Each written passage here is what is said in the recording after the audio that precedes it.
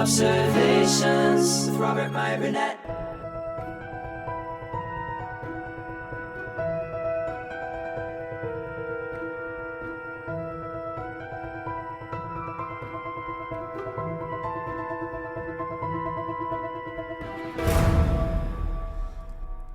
This one comes from Colin.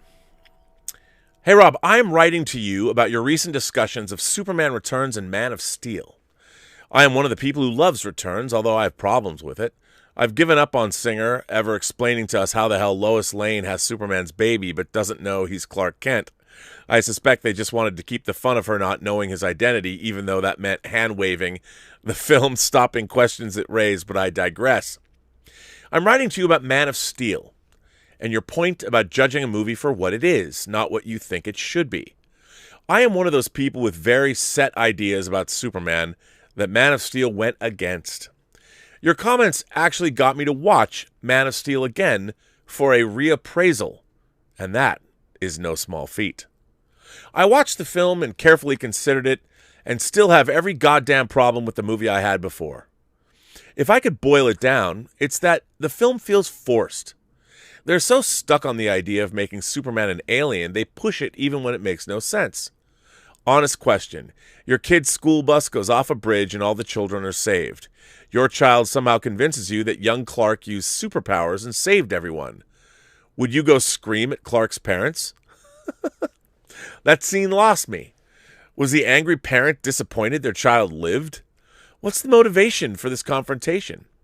The script is the motivation, not the way people behave, but instead the desire on the screenwriter's part to make Superman feel alone, misunderstood, and hated, even though the scene makes zero sense.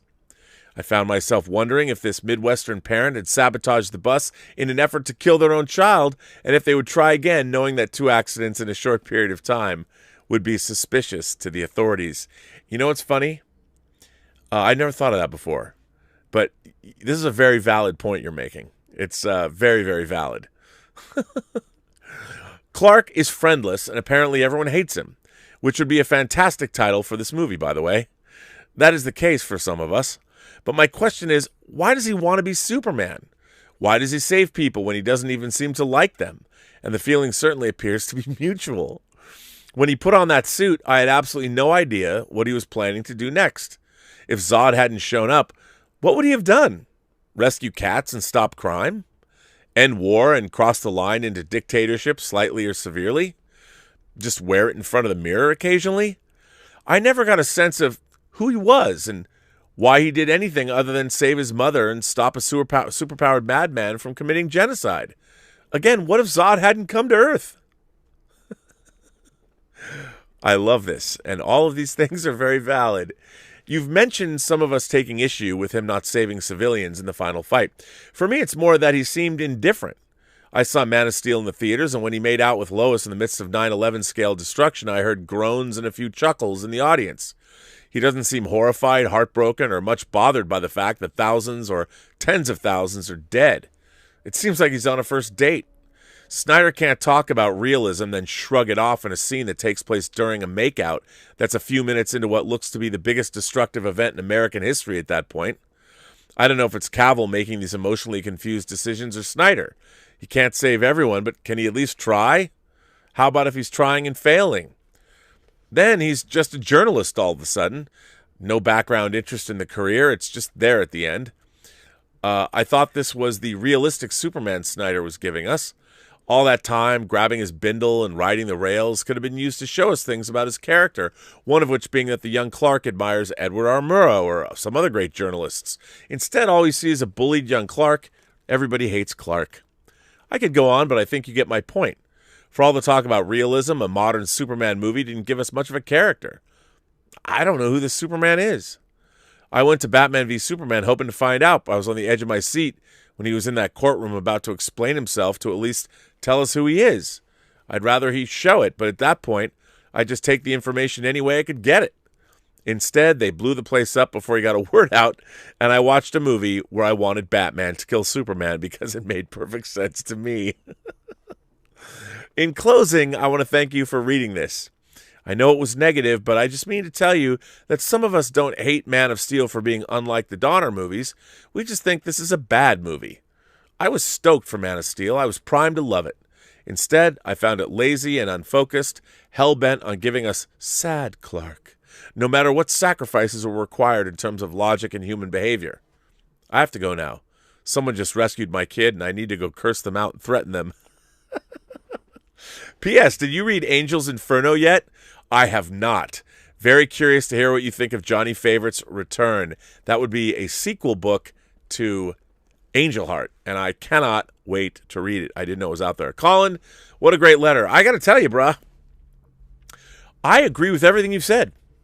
I can't fault as a matter of fact, I would dare say that this is probably the best explanation of why someone doesn't like Man of Steel I think I've ever come across. So kudos to you, sir.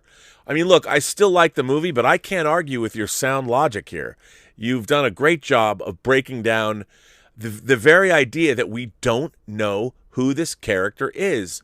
What do they want? Whereas in Donner's Superman, for instance, you know exactly what that character wants. You know, he really wants to find out not only who he is, but his place in the world. And after hearing Glenn, why am I drawing a blank? I want to say Glenn Plummer. It's not Glenn, you know, oh my God. You know, Jonathan Kent. Why am I drawing a blank on his, God, I'm getting old. But when he says, I know that you are here for a reason. I mean, you're very aware in Superman the movie what he's all about and what he wants. And I think you're absolutely correct. And I think, look, for me, I wasn't necessarily asking those questions watching Man of Steel. I was enjoying, like I said earlier, the metal. No, I wasn't. I didn't feel Man of Steel was as metal as, say, Batman v Superman, or what I hope that Zack Snyder's Justice League will be. But, you know, I was looking at it more from the perspective of, I guess I was just reading into things I knew about Superman. But, you know, you're absolutely correct. You're waiting to find out what that version of Superman, what does he believe in? And I think you're right when you say we don't really know. I mean, I was thinking about it more from my perspective. Like if I suddenly found out, I mean, he already knew he had superpowers, but if I found out about Krypton and that I was an extraterrestrial and that I have a family crest and I can have this suit, I think one of the things I enjoyed about Man of Steel was it reminded me of like, what would it be like if I found out that I was Kryptonian? And I related to it on that level. But I think that everything you wrote here is absolutely correct. I love your letter. I think it's great. And it's, for me, that was a great, very concise example of what people have been trying to explain to me, and they never do a very good job of it, why they don't like the take on Superman that's in Man of Steel and Batman v Superman and presumably the Snyder Cut. But that was a very, very great explanation. So thanks for that.